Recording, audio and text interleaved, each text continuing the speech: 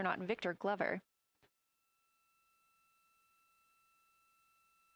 We expect to have great views of the crew throughout the day, as well as, of course, the moon.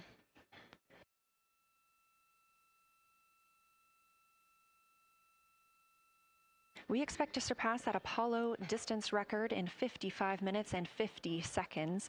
We are now looking live at a camera mounted on one of the spacecraft's solar arrays, pointed to our lunar neighbor. We are currently just 14,200 miles away from the moon and 247,672 miles away from planet Earth.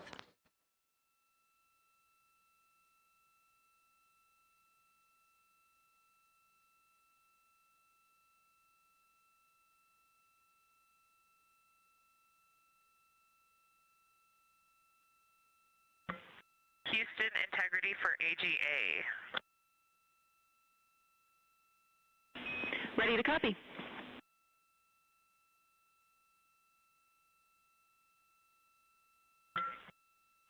Carbon dioxide 2.3, oxygen, which has the alarm, 26.3, 73.1 degrees, 10.3 psi. And one follow-on question. We understand milestone words will be directly following the conference. Will that take the place of the PAO event, or will the PAO event still take place per the timeline?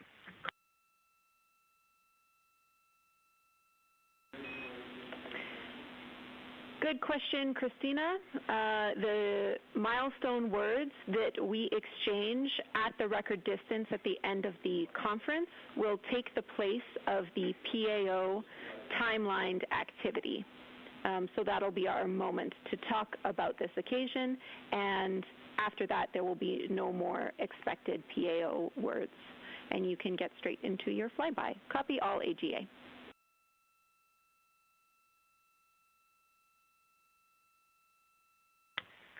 Okay, thank you. And final clarification, even though it's taking the place of it, it will all just be on OE1 with HHP camera, no additional video. Is that right? Affirm.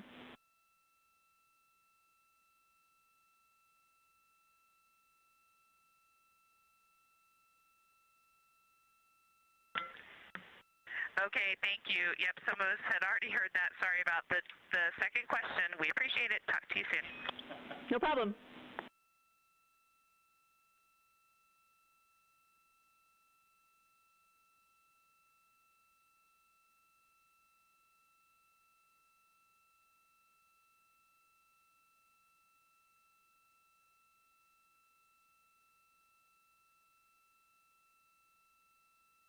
Those communications between NASA astronaut Christina Cook and Canadian Space Agency astronaut and today's Capcom, or capsule communicator, the one person here speaking with the crew right now, that is Jenny Gibbons. She is an Artemis II backup crew member here in Mission Control Houston.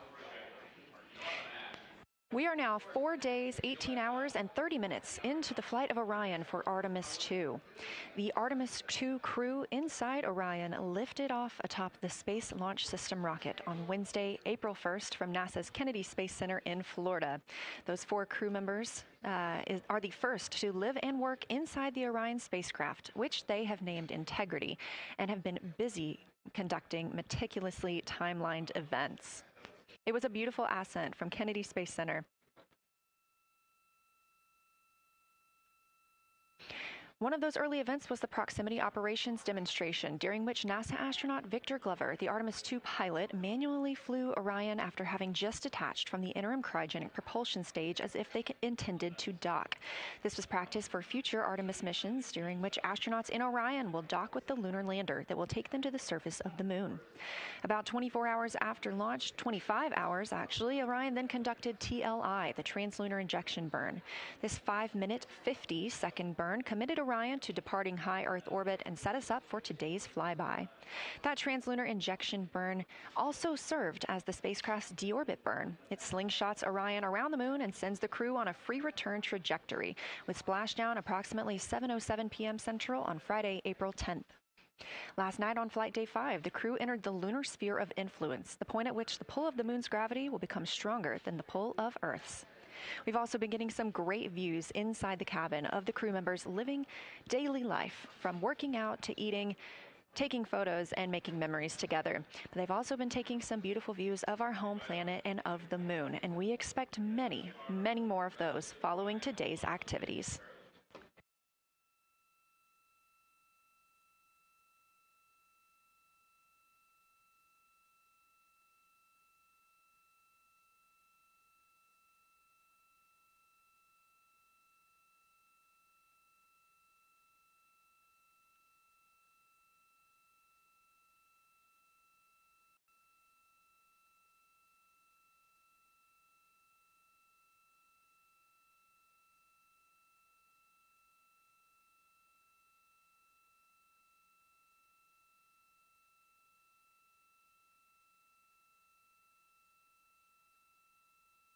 These live views back inside the cabin of Orion, but before we get into flyby, let's take a minute to get reacquainted with our crew. Reed Wiseman is the Artemis II commander and a Baltimore native. He's been in space once before. I think there was going to be some families heading into the viewing room today. If they end up showing up, could you just give us a heads up when they're there so we can just wave to them on the camera? Absolutely. And that was the voice of Reed Wiseman. He has been in space once before as a flight engineer. And if they don't come, you could just lie to us and tell us that they're there. That'd be great, thanks. We'll keep that in mind, too. And I'm sure they'll be here. Wiseman also has a great sense of humor. He was aboard the International Space Station from May through November 2014 as part of Expedition 41. This was a 165-day mission during which he and his crewmates completed more than 300 science experiments in areas like human physiology, medicine, science, earth science, and astrophysics. They set a milestone for station science by completing a record 82 research hours in a single week.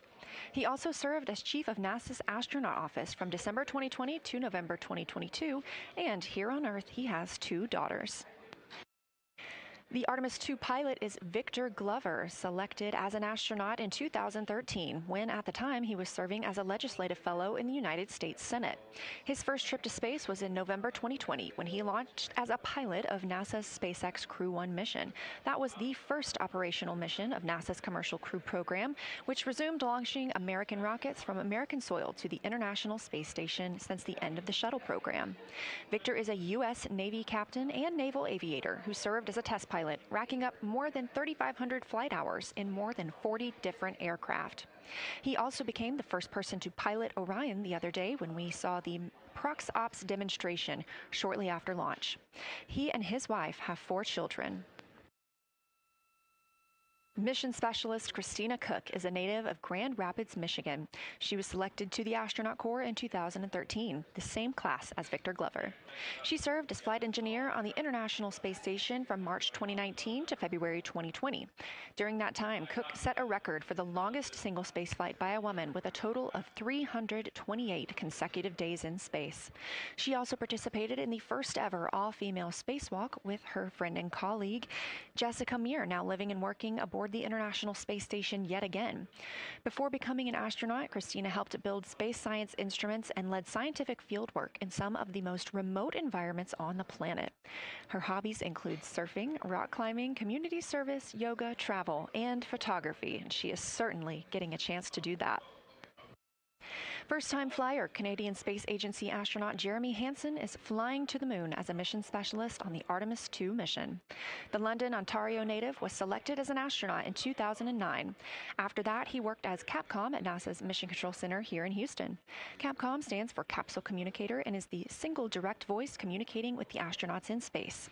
He also participated in training exercises like living on the ocean floor off the coast of Florida to simulate deep space exploration for 7 days. In 2017, he became the first Canadian to lead a NASA astronaut class, and he also enjoys getting out on a sailboat, rock climbing, and mountain biking. And he and his wife have 3 children.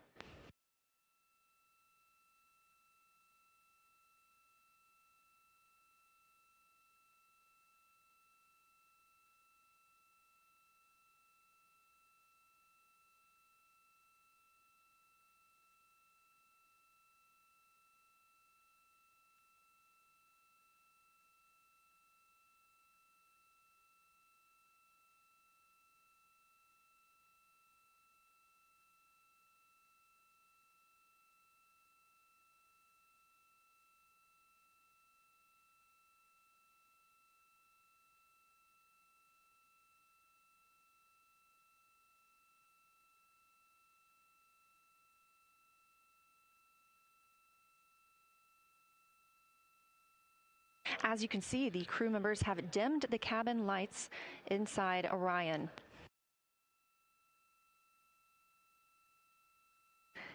As they prepare for their lunar flyby, they'll be configuring the cabin as they'd like to have it to allow for proper positioning as they move about to and from the windows, taking photos of the moon. Dimming the lights also helps prevent reflections from inside Orion onto the windows. Ahead of this lunar flyby, let's dive in and explain what you can expect over the next several hours. The crew has about 6 hours allotted to make observations about the moon. Throughout the flyby, their activities have been precisely timelined. There are five blocks of time during which the crew will be observing the moon from Orion's windows. At any time, 2 members will be at the windows working in a pair. One crew member will be taking photos from window 2 with a blue shroud over the window. This can help prevent that glare or reflection from inside Orion. They have an 80 to 400 millimeter zoom lens to use. The other astronaut will be in window 3 using their portable computing device, you'll hear that referred to as PCD, to make annotations. Both of these crew members will make audio recordings of what they are seeing, and they'll wear headsets connected to those PCDs. Those audio recordings will be sent to the science team at a later date. We will not hear them live. The 2 crew members at the windows will swap roles and positions halfway through their timelined block. The other 2 crew members who won't be at the windows at that time will be serving in the background as support. One will be conducting the science sit reps, or situation reports. This is what we will hear live from the crew. They'll be calling down a few times each hour to discuss what they are observing. Those situation reports include how the crew is positioned, any missed targets, or anything unexpected they saw, lunar target descriptions, any hardware issues, and of course, their emotions and reactions as they fly by the moon. The other support crew member will take pictures of the astronauts at the windows and serve as camera support, providing new SD cards when needed. There's a 15-minute time frame between each observation block during which the 2 support members switch places with the crew making observations.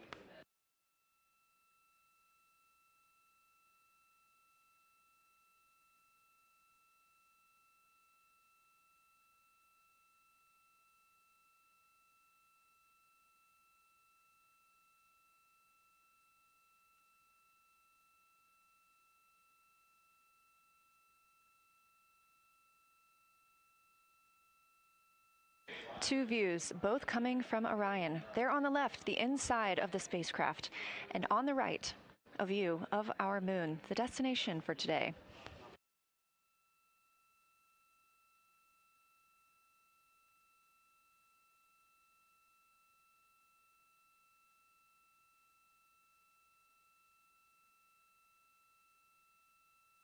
During the lunar flyby today, Orion will provide astronauts with a full disk view of the lunar surface. They'll have a higher vantage point, much farther than Apollo's lunar orbits on average. And these astronauts can observe both holes and large-scale geologic features in a single view. And due to our April 1st launch date and current illumination conditions, the Artemis II astronauts have become the first humans to directly observe certain far side regions of the moon with unaided eyes.